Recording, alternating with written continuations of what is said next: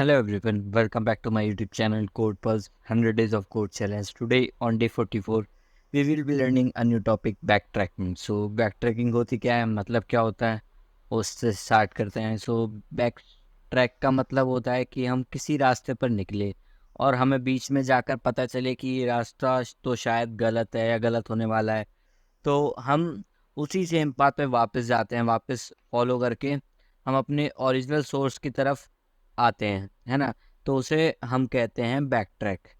तो मतलब उस टाइम हमने क्या किया, हमने बैक ट्रैक किया, मतलब बैक ट्रैक मतलब बैक मतलब वापस, एंड ट्रैक मतलब रास्ता, मतलब वापस हम उसी रास्ते पर चले गए बेसिकली, जब हमें पता चला कि हमारा जो रास्ता हमने चूज़ किया है वो शायद गलत है या गलत ही है.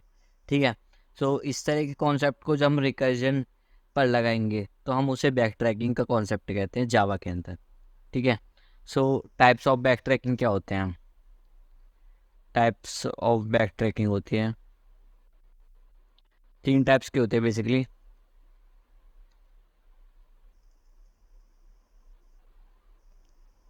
ठीक है. फर्स्ट होता है जस्ट वेट. हाँ. फर्स्ट बैक ट्रैक होता है हमारा डिसीजंस. ठीक है. डिसीजन टाइप का होता है. सेकंड होता है हमारा ऑप्टिमाइजेशन. ठीक है. थर्ड होता है हमारा एनुमुलेशन.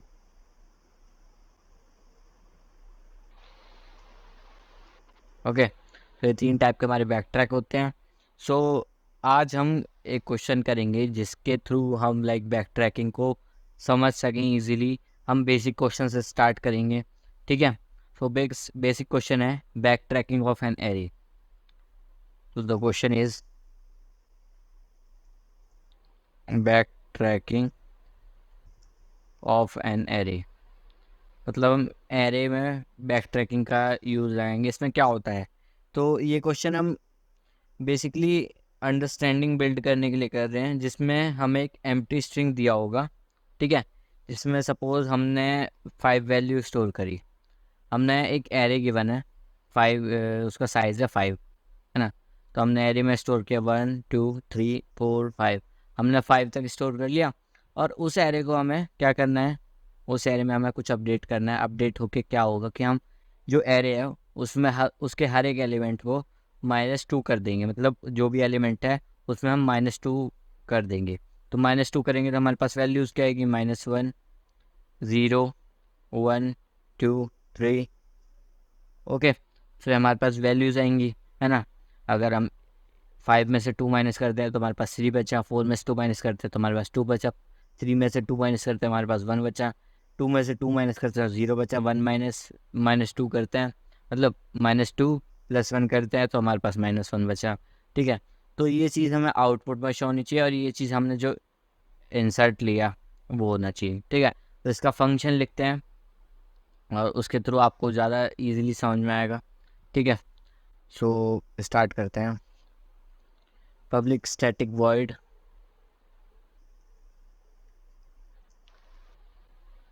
Static void change array. इसमें हम पहला पैरामीटर इंट एरे पास करेंगे सबसे पहले तो. ठीक है. इंट इंडेक्स पास करेंगे, इंट आई. ठीक है. और एक इंट वैल्यू मतलब जो भी हमारे एलिमेंट की वैल्यू है, जैसे 5 है 4 है 3 है 2 है, ये सब हमारी वैल्यूज़ ही तो हैं, है ना. तो ये हमारी वैल्यूज़ हो गई. हमने 3 चीज़ें पैरामीटर पास किया इसमें. ठीक है.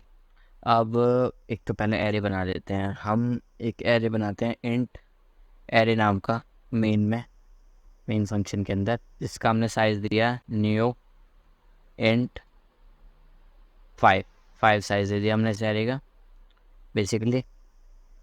ठीक है. इसके बाद हम क्या करेंगे, ठीक है, पहले हम फंक्शन लिख लेते हैं, उसके बाद हम कॉलिंग ऑफ फंक्शन वगैरह करेंगे. ठीक है.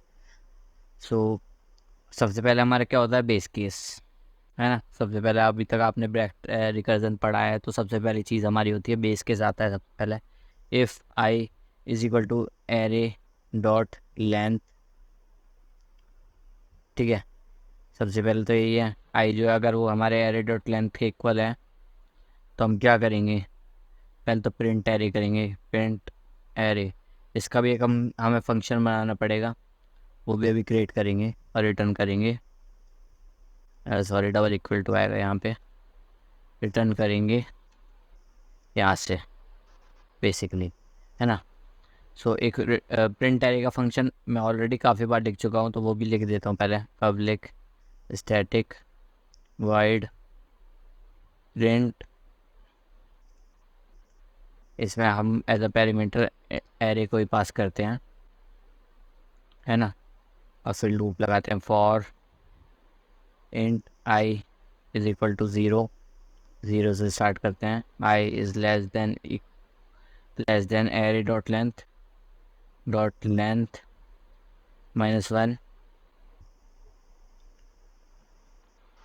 Array dot length, yes just wait a second, array dot length,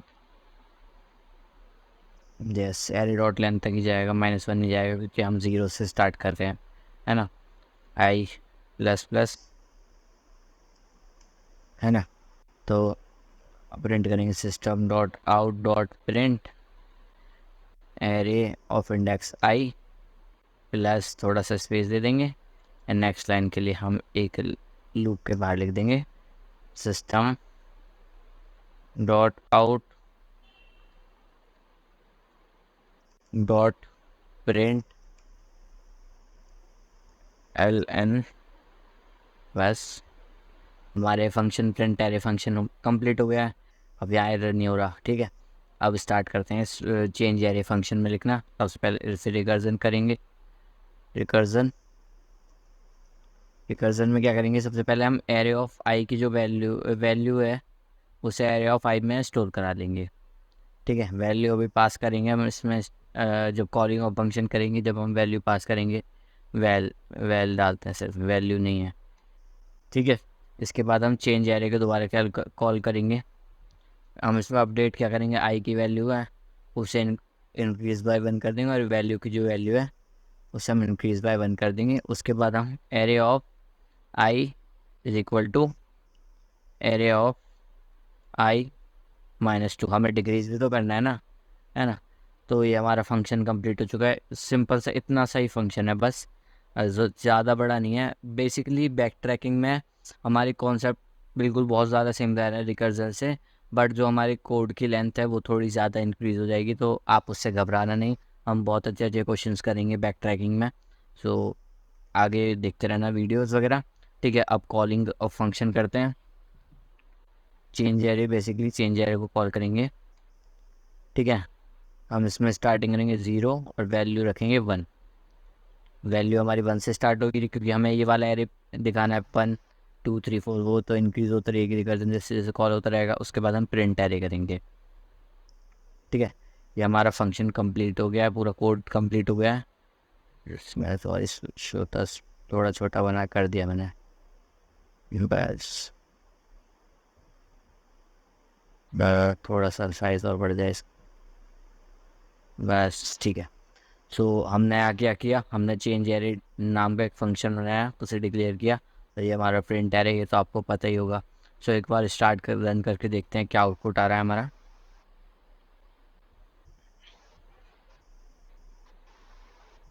तो देखिए आप, हमने जो हमारी जो 1 2 3 4 5 जो एरे था उसे हमने -2 कर दिया हर एक जो एलिमेंट है, तो हमारे पास आया -1 0 1 2 3। सो बेसिकली हमने करा क्या वो मैं आपको बता देता हूँ। अब एक हमने किया कि जैसे हमने यहाँ कॉलिंग होम फंक्शन किया तो आई की वैल्यू यहाँ पे 0 गई, ठीक है, और वैल्यू की वैल्यू हमारी 1 गई।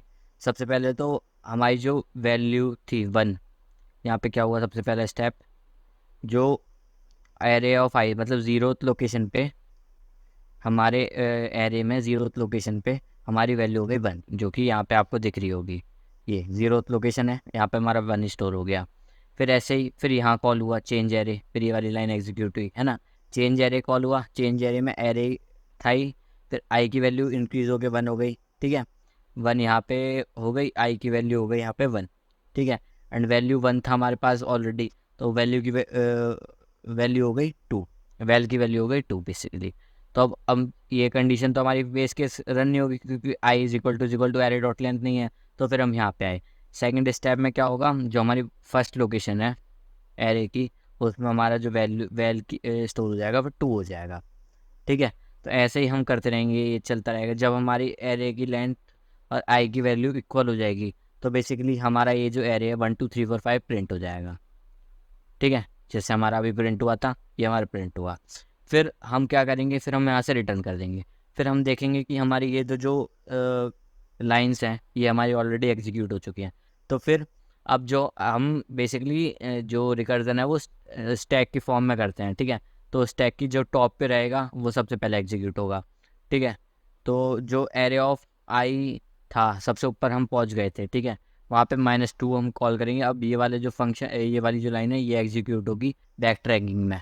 ठीक है, बैक ट्रैकिंग में रिकर्जन में लाइन एग्जीक्यूट होती रहेगी और हम -2 करते रहेंगे हर एक जो एलिमेंट को, जो भी इंडेक्स पे आएगा उसे हम -2 करते रहेंगे और हमारा जो आउटपुट है वो रन हो जाएगा।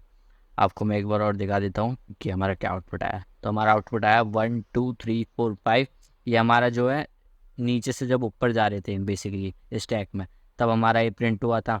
एंड जब हम ऊपर से नीचे आ रहे थे तो हमारा ये प्रिंट हुआ। और इस कोड की जो हमने लिखा है इसकी जो टाइम कॉम्प्लेक्सिटी है वो भी मैं आपको बता देता हूँ, है ना। Time complexity